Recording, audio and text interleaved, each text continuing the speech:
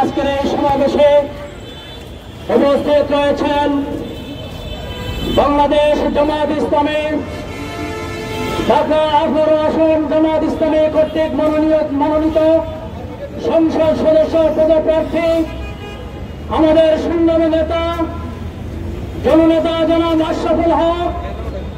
উপস্থিত রয়েছেন বাংলাদেশ শ্রমিক কল্যাণ ফেডারেশন ঢাকা মহানগরী উত্তরের সহকারী সেক্রেটারি বিশিষ্ট শ্রমিক নেতা মাহমুদুল আলম।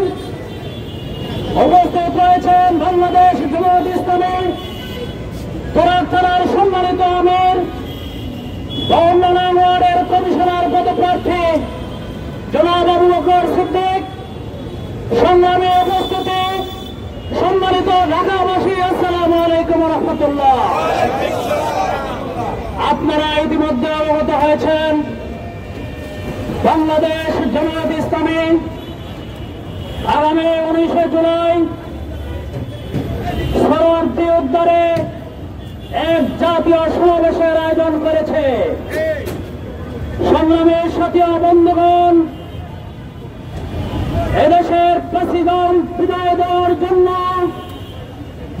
যারা জুলুম, নির্যাতন, নিষ্পেষণ, চাঁদাবাজি, সন্ত্রাসীর মধ্য দিয়ে বিগত আওয়ামী সরকারের দেশটাকে অরাজকতার দেশে পরিণত করেছিল,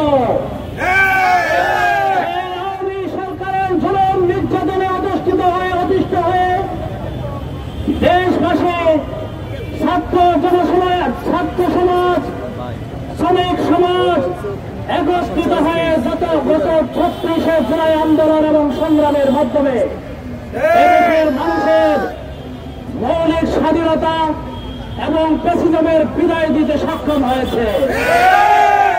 সংগ্রামী উপস্থিতি, প্রেসিডেন্টের বিদায়ের পরে, আওয়ামী শাসনের বিদায়ের পরে এদেশের মানুষের প্রাণের দাবি, হৃদয়ের আকাঙ্ক্ষা, এদেশের মানুষের চিন্তা ভাবনা, সকলের জাগরণে সবসময় একটি ইসলামিক সমাজ বিনির্মাণ করতে চায়।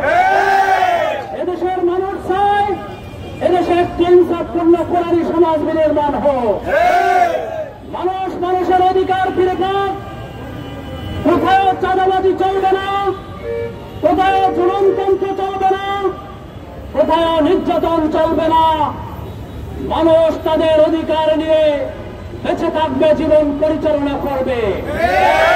কিন্তু দুর্ভাগ্য হল সত্য, এক শ্রেণী আজকে দেশটাকে নিজেদের দেশ, বাপ-দাদার দেশ মনে করে সর্বত্রই চাঁদাবাজ, সর্বত্রই সন্ত্রাসী, সর্বত্রই মব সৃষ্টি, সর্বত্রই জুলুম নির্যাতন চালিয়ে যাচ্ছে।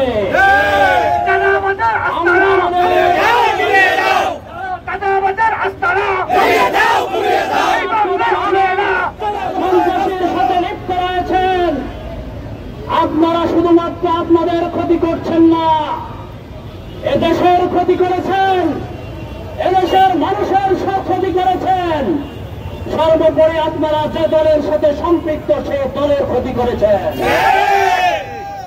আপনারা যেই দলের সাথে আছেন, সেই দলের সাথে থেকে আপনারা চাঁদাবাজি, সন্ত্রাসী কার্যক্রম চালাচ্ছেন।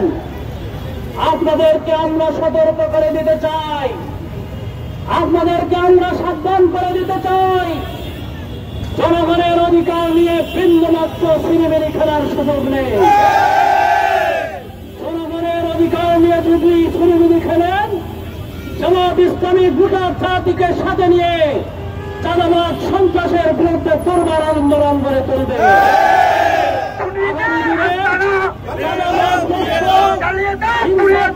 সমাজ প্রতিষ্ঠার জন্য কোরআনের সমাজের বিকল্প নেই। জামায়াত ইসলামী সেই কোরআনের সমাজ বিনির্মাণ করতে চায়।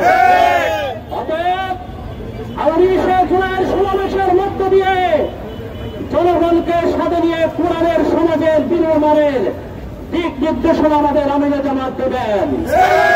সেই দিক নির্দেশনা গ্রহণ করার জন্য আমরা দলে দলে 19 জুলাই সরোয়ারদের সমাবেশে যোগদান করব এবং সেই নির্দেশনা নিয়ে প্রতিটি পাড়া মহল্লার মানুষের কাছে পৌঁছে মানুষকে একত্রিত করে আগামী দিনে ইসলামী সমাজ বিনির্মাণ করবে ইনশাআল্লাহ।